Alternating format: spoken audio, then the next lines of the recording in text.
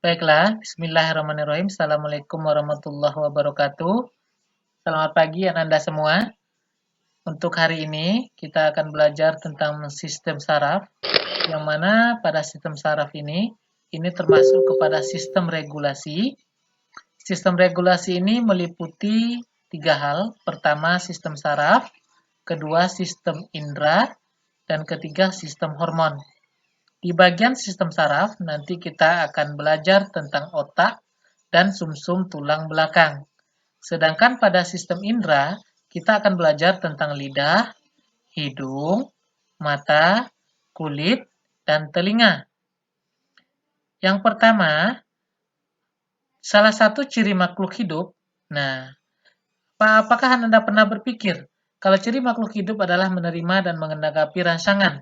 Lalu pernahkah terpikir oleh Anda, bagaimana mekanisme yang dilakukan tubuh dalam menanggapi rangsangan tersebut?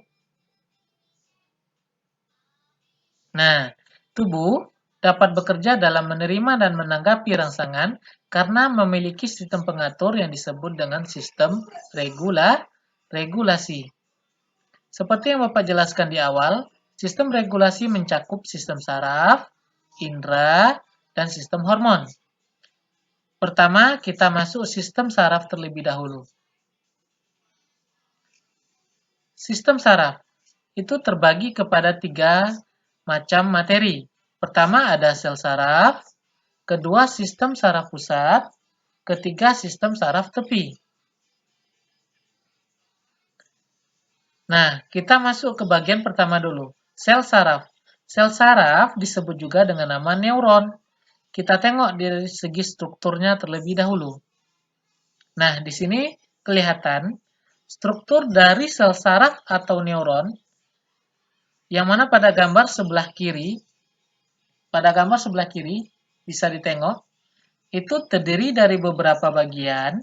Pertama ada yang namanya dendrit, kedua ada namanya nukleus, ketiga ada namanya neurit atau akson.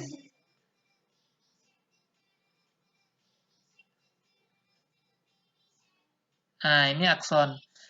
Dendrit dan akson itu sama-sama merupakan tonjolan sitoplasma. Yang membedakannya, kalau dendrit tonjolan sitoplasmanya pendek dan bercabang.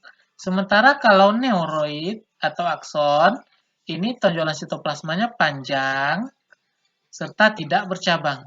Sementara pada nukleus, ini merupakan inti sel saraf dan pusat pengatur segala kegiatan dari sel saraf. Nukleus ini terdapat pada badan sel saraf. Nah, ini namanya badan sel saraf. Di dalam badan ini terdapat mitokondria yang berfungsi sebagai pemberi energi bagi kerja sel saraf. Di bagian neurit, ini terdiri dari tiga macam. Pertama ada penghubung ini, atau nodus Ranvier. Kedua ada selubung mielin, yang bagian paling luar ini. Fungsinya selubung mielin adalah melindungi sel squam. Di sini ada kelihatan titik, nah ini adalah sel squam. Kalau dendrit, ini membawa rangsangan atau impuls dari luar menuju ke badan sel. Kalau badan sel, fungsinya sebagai pusat pengatur semua kegiatan. Sementara pada akson atau neurit, ini merupakan pembawa impuls dari badan sel kepada akson yang lain atau kepada sel saraf yang lain untuk diteruskan ke otak atau sistem saraf pusat. Kita tengok satu-satu. Nah, ini nukleus. Di sini kelihatan gambarnya. Ini merupakan gambar dari nukleus. Ini badan sel. Kelihatan? Sudah? Yang mana badan sel ini sudah Bapak jelaskan tadi, dendrit. Ini merupakan uluran pendek bercabang seperti yang Bapak antarkan tadi. Lanjut. Ini akson. Nah, kelihatan di sini ada selubung mielinnya, ada nodus Ranviernya yang kuning. serta sel squam yang berwarna putih telur. Sudah? Nah, ini macam-macam dari neuron atau macam-macam pembagian sel saraf berdasarkan fungsinya. Pertama itu ada neuron sensorik, yang mana fungsinya menghantarkan impuls atau rangsangan saraf dari alat indera menuju ke saraf pusat. Saraf pusat ini ada dua, pertama ada otak dan kedua ada sumsum tulang belakang. Kedua ada neuron motorik, yang mana fungsinya membawa impuls dari otak atau sumsum tulang belakang menuju ke otot atau kelenjar tubuh untuk melakukan reaksi atau gerakan. Ketiga, itu ada neuron konektor atau neuron penghubung.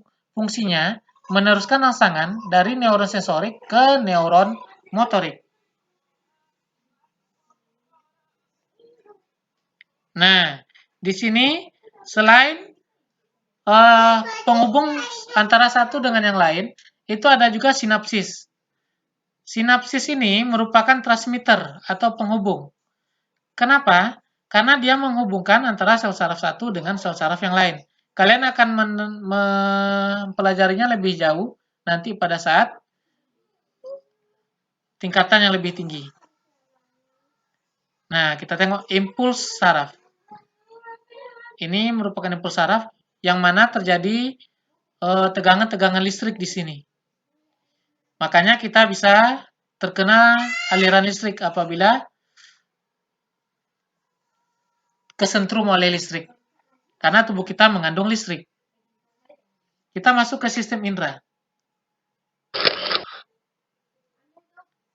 Nah, sistem indera ini seperti yang kalian ketahui, indera kita ada 5. Ada indera pengecap, yang mana organnya adalah lidah. Ada indera pembau. Ada indera pembau, itu hidung. Indera penglihatan, mata. Indera peraba, kulit. Indera pendengaran, telinga. Pertama, kita masuk ke indera pengecap terlebih dahulu. Seperti yang Anda ketahui, indera pengecap kita adalah lidah. Lidah kita ini bisa merasakan 5 macam rasa. Pada bagian pinggir ke pinggir, itu bisa merasakan asam dan asin. Pada bagian ujung, itu bisa merasakan manis. Sementara pada bagian pangkal, itu merasakan pahit. Nah, biasanya kita mempunyai kesalahan saat minum obat, kita langsung memasukkannya ke bagian yang paling ujung di sini. Harusnya kita memasukkan obat itu di bagian ujung lidah, bukan di bagian pangkal. Karena bagian ujung lidah merupakan perasa dari manis. Dan pada lidah, balik lagi ke lidah. Nah, pada lidah itu terdapat tonjolan-tonjolan, yang mana tonjolan-tonjolan tersebut disebut dengan nama papila. Jadi nanti kalau ada istilah papila, jangan sampai salah. Ya. Kita masuk ke indera kedua, indera pembau, yaitu hidung. Hidung kita itu terdiri dari 2 bagian, yang mana masing-masing bagian ini mempunyai fungsi masing-masing. Secara garis besar, hidung itu memiliki sifat